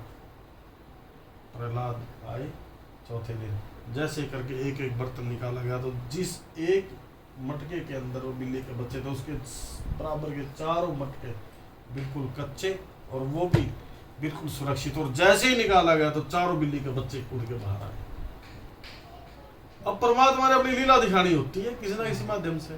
प्रहलाद का यहीं से यूटर्न। असली परमात्मा मेरे पिता नहीं है, असली परमात्मा तो वो है जिन्होंने इन बिल्ली के बच्चों को जीवन रक्षा करी, अग्नि से रक्षा करी। तो तभी सभी हरि बोल हरि बोल हरि बोल हरि बोल। फिर तो क्या क्या हुआ, क्या क्या नहीं कष्ट दिए गए। भक्तों की तो कसौटी होती है, लेकिन उस हरि नाम को किस कारण से भक्त शिरोमणि कहलाए। तो चौपाई कहती है कि नाम जपत प्रभु कीन प्रसादु, भगत शिरोमणि भे प्रहलादु। प्रहलाद को अगर भगत शिरोमणि कहा गया तो नाम के प्रताप के कारण से। और ध्रुव सहगलानी जपे हरि नाम, ध्रुव ने ग्लानी से विमाता के वचनों को सुन के कि अगर पिता का प्यार चाहिए तो मेरे गर्भ से जन्म लेता, यही तो सुना था ना ध्रुव ने। तो ध्रुव ने तो ये जानने के लिए भी पिता की गोद पाने के लिए ग्लानी भाव से राम जी के नाम हरि का नाम जपा था। तो पायो अचल अनुपम ठाम, आज भी कहे जाते हैं ध्रुव लोक में ध्रुव आज भी स्थिर, ध्रुव का नाम आज भी लिया जाता है। ध्रुव ने वन में करी तपस्या, गुरु वचन ही धारी। पवित्र नाम का सुमिरन करके राम जी को अपने वश में रख लिया। किसने? हनुमान जी ने। ये बहुत बढ़िया चौपाई है। सुमेरी पावन सुत पावन नाम अपने बस कर, राम को रामू बना दिया। रामू कौन होता है पता ना? जो घर में रखा जाता है उसको रामू बोलते हैं। राम को रामू बना दिया किसने? हनुमान जी ने। नाम के जप का प्रताप देखिए। अरे नाम के जप का प्रताप ये देखिए कि जगत में जितने हनुमान जी के मंदिर हैं उतने तो राम जी के भी नहीं है। जितने राम जी के मंदिर हैं उनमें तो हनुमान जी है ही हैं, और ऐसे हनुमान जी के मंदिर भी है जिनमें राम जी नहीं है। हनुमान जी के ऐसे बहुत मंदिर देखे होंगे आपने जहां राम जी नहीं है विराजमान। हनुमान जी बहुत है। आप यहाँ से निकलोगे तो हम तो एम्स तक जाते हैं तो बीच में कम से कम 10 मिल जाते हैं हमें। हनुमान जी के उसमें श्री विग्रह हैं, लेकिन राम जी का एक भी मंदिर ऐसा नहीं है जिसमें हनुमान जी का विग्रह। मोरे मन प्रभु अस विश्वासा, राम ते अधिक राम कर दासा। ऐसा तो नाम जपा हनुमान जी ने। कैसा नाम जपा कि हनुमान जी को जब वो भी भीषण देने लगे ना माला मणिमाणिक्यों की, तो तोड़ के भगाने लगे। अब भीषण ने कहा कि बंदर है ना, इसको पता नहीं इसके महत्व का। तो एक कहा कि नहीं, इसमें मेरे राम और सीता जी नहीं है। राम सीता नहीं है तो कहा कि तब अपना सीना फाड़ के दिखा हनुमान जी महाराज ने। जब राम नाम तुमने पाया न नगीने में, तब फाड़ दिया सीना, सिया राम थे सीने में। विस्मित जग ने जाना, कपि राम दीवाना है। ना स्वर है न सरगम है, ना लय न तराना है। बजरंगी के चरणों में एक फूल चढ़ाना है। ना स्वर है न सरगम है, ना लय न तराना है। हे अजर अमर स्वामी, तुम हो अंतर्यामी। मैं दीनहीन चंचल, अभिमानी अज्ञानी। तुमने जो नजर फेरी, फिर कौन ठिकाना है। ना स्वर है न सरगम है, ना लय न तराना है। बजरंगी के चरणों में एक फूल चढ़ाना है। ना स्वर है न सरगम है, ना लय न तराना है। नाम की महिमा सुमिरी पवन सुत पावन नाम।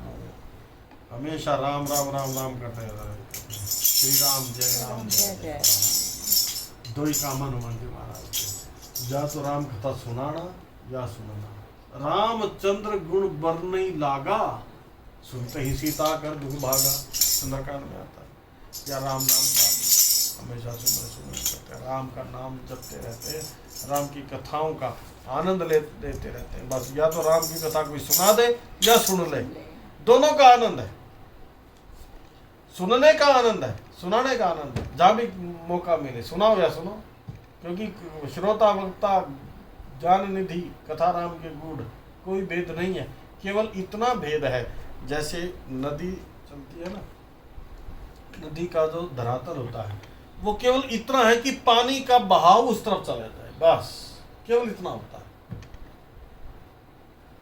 इसलिए वक्ता और श्रोता में केवल इतना डिफरेंस माना जाता है, बस कि बहाव श्रोता से वक्ता से श्रोता की तरफ नदी का बहाव सुचारू रूप से चलता है। छोटा है बड़ा कोई भी नहीं है, बल्कि अगर बड़े की बात आ जाती है तो श्रोताओं को तो बहुत बड़ा स्थान दिया गया है। श्रोताओं का बहुत बड़ा स्थान है। रामचरितमानस में श्रोताओं की ही पूजा की गई है पहले। जिनके श्रवण समुद्र समाना, जिन हरि कथा सुनी नहीं खाना, हर जगह पे श्रोताओं का ही ज्यादा महत्व बताया गया है। सुमिरि पवन सुत पावन नामू, अपने बस कर राखे रामू। और आगे फिर नीच अजामिल गज गणिका श्री हरि के नाम के प्रभाव से मुक्त हो गए। मैं नाम की बड़ाई कहाँ तक कहूँ, राम भी नाम के गुणों का वर्णन नहीं कर सकते। क्या बात है। मैंने बताया था ना कि दो चीजें राम के बस की नहीं। एक तो ये कहूँ कहाँ लगी नाम बड़ाई, राम न सकहि नाम गुण गाई। अरे मैं राम जी के नाम की वर्णन, राम जी के नाम की महिमा कहाँ तक गाऊं। राम जी भी उसका वर्णन नहीं कर सकते। इतनी महिमा। एक तो नाम की महिमा का वर्णन नहीं कर सकते, संत की महिमा का वर्णन नहीं कर सकते। भरत सरिस को राम सनेही, जग जप राम राम जप जेही। भरत के समान राम जी का स्नेही कौन है, ये भी वही है चौपाई इंद्र और बृहस्पति के बीच में, कर्म प्रधान ईश्वरी राग वाले प्रसंग। भरत सरिस को राम स्नेही है। अरे भरत के समान राम का स्नेही कौन हो सकता है। पूरा जगत राम का नाम जपते हैं, लेकिन राम भरत का नाम जपते, संत का नाम जपते।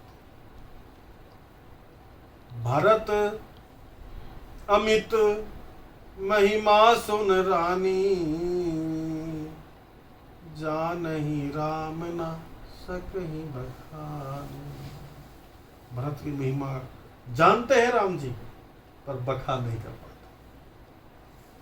उनकी वाणी रुद्ध हो जाती है, तो तो संतों की महिमा का वर्णन और राम के नाम की महिमा का वर्णन तो भाई राम जी भी नहीं कर सकते, हमारी तो बात ही क्या है। गोस्वामी तुलसीदास जी ने स्पष्ट लिख दिया, कहूँ कहाँ लगी नाम बढ़ाई। बासंती नाम की एक वेश्या की कथा आती है, गोस्वामी तुलसीदास जी ने जिसको तार दिया, सुना होगा आपने कभी, नहीं तो सुना होगा। काशी में रहती थी और वो कैसे एक गणिका कैसे तर गई, भगवान के धाम को प्राप्त कर गई। गोस्वामी तुलसीदास जी के केवल ये जो छंद है, श्री रामचंद्र कृपालु भस्मन हरण भव भयदार, बहुत भावुक कथा है। बासंती नाम था उसका, और कैसे गोस्वामी तुलसीदास जी के सामने सामने वो ईश्वर के अंदर लीन हो गए।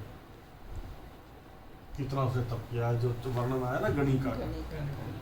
गज, गज तो आप जानते ही हैं कैसे, गज और हाथी। हरी गज की कथा। अजामिल के बारे में भी जानते ही हैं, कैसे नीच काम थे अजामिल के, लेकिन नारायण नाम जपा, वो भी पुत्र के भाव से जपा, तो भी कहा से, इसलिए कहा जाता ना कि नाम जो भी रखें परमात्मा का, इसलिए हमने कीरत और सिमरत रखा। कीरत का मतलब भगवान का कीर्तन चलता रहे, सिमरत का मतलब भगवान का सिमरन चलता रहे। रिंकू सिंकू टिंकू पिंकू नहीं रखने चाहिए नाम, हैप्पी सैप्पी पता नहीं क्या क्या नाम रखना चाहिए। तो उसका कुछ अर्थ होना चाहिए, कम से कम इस बहाने नाम का नाम, राम का नाम लिया जाए। लेकिन जब किस्मत में नहीं होता तो ये भी नहीं होता। तो जैसे कोई व्यक्ति बीमार हो गया तो उन्होंने परिवार वालों ने सुन रखा था कि अंत में अगर राम का नाम ले लिया जाए, तो हरि का नाम ले लिया जाए तो कल्याण हो जाता है। इसने पूरी उम्र तो कभी हरि का नाम लिया नहीं, मरते आखिरी सांस है इसके, तो इसका कुछ करें। अब सभी ने विचार किया कि कैसे हरि कैसे इसे कहलवाए। किसी ने कुछ कहा, किसी ने कुछ कहा, तो हरि नाम ना ले। तो अब किसी समझ में आया तो ऐसा करते घिया लेके आते हैं, हरी हरी घिया ना, तो कहेंगे कि कैसे कहेगा हरी है, तो हरी आएगा।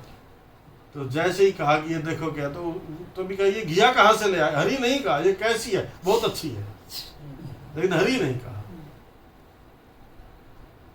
तो फिर कहा कि चलो वो जो दामाद है ना, जो हमारे जीजाजी हैं, उनके दामाद लगते, उनका नाम है रामशरण, रामचरण उनका नाम है। तो ये कहेंगे कि भी कौन आया है, तो रामचरण नाम लेंगे तो कम से कम तब होगा, तो भी नहीं ले पाए। अरे दामाद जी आए, नहीं कोई सेवा पानी करो, इनका नाम क्या, इनका नाम क्या है, वो नाम नहीं लेना। राम का नाम इतना सरल नहीं है लेना, लेकिन कोई ऐसे भी अगर ले ले नाम तो भी कल्याण हो जाता है। भाई को अगली चौपाई में आएगा, उसका बाद में वर्णन करेंगे फिर कल। भाई को भाई अनखालस हूँ नाम जपत मंगल दिशी दस हूँ, आगे जो चौपाई आएगी आज यहीं तक रखेंगे। कहूँ कहाँ लगी नाम बढ़ाई, राम न सकी नाम भरत सरिस को राम सनहि, जग जप राम राम न तेहि। जो आप यहाँ से कथा सुनते हैं ना, इसका ना चिंतन मन किया करो, आनंद किया करो। कुछ चौपाइयाँ कहीं लिख लो, उनको कंठस्थ कर लो, 10-12 चौपाइयाँ, बड़ा आनंद आएगा आपको। हाँ, इसमें मैं फोटो क्लिक करूँ नाम की कोई भी चौपाइयाँ आपको आया था। और मंगलाचरण में जो गाते, सब मंगलाचरण को सोते सोते, रसोई में काम करते करते आपका मन इतना आनंदित हो जाएगा, इतना प्रफुल्लित हो जाएगा कि नाम की महिमा ही चल रही है आजकल, पता ही नहीं चलेगा आपको। आपके लिए भव सिंधु सूख जाएगा, आपके लिए संसार नाम की कोई चीज नहीं रहेगी। जय श्री राम। और जितना अभ्यास करोगे ना, तो मैं अब तो खैर इतना मनमुखी, अंतर्मुखी, मनमुखी तो हो ही नहीं सकते, गुरुमुखी है। अंतर्मुखी होने के कारण से अब चौपाइयों का इतना ज़्यादा वो नहीं रहता। पहले तो इतनी चौपाइयाँ मेरे को थी, केवल भगवत प्रेमियों को ही हम बता सकते हैं कि रात में जब सो जाते थे तो हमारी पत्नी कहती थी कि आपकी चौपाइयाँ आपकी छाती पे नाचती है, आप पूरी रात चौपाइयाँ बड़बड़ाते रहते हो। जब खून में जाती है ना ये चीज़, खून के अंदर, तब ऐसी स्थिति बनती है। मतलब आप सो जाते हो, आपको पता नहीं है, और चौपाइयाँ गा रहे हो आप, इतनी उसके अंदर गहराई में चलते हैं, तो आनंद है। मछली जैसे जल में रहती है, क्या दे देगा संसार में, कुछ नहीं, धूल ही धूल है, दुख ही दुख है, संसार का नाम ही दुखालय है। दुखालय में केमिस्ट की दुकान में धनिया मिल सकता है क्या? ढूंढने वाला ही मूर्ख है। सही बात है। पुस्तकालय में जाके कहे कि जरा दूध देना, नहीं, दुग्धालय में दूध मिलेगा, पुस्तकालय में पुस्तक मिलेगी, विद्यालय में विद्या मिलेगी, ऐसे दुखालय में दुख मिलेगा। यहाँ दुख ही है, यहाँ सुख नाम की कोई चीज नहीं है। और राम के नाम में केवल सुख, केवल सुख। इसलिए जितना नाम का आश्रय होगा, जितना अंतर्मुखी होंगे हम, और जितना एकांत हमें अच्छा लगेगा। एकांत में भक्त को ना एकांत बड़ा प्रिय होता है, उसको बहुत ज्यादा ये सब पसंद नहीं है। वाह का मामला लगा, एकांत उसको प्रिय। इस बार इतवार को तो कथा नहीं हो पाई, एक्चुअली मेरे पिताजी एडमिट हैं सोनीपत। उनको थोड़ा न्यूरो की ज़्यादा बीपी होने की वजह से डबल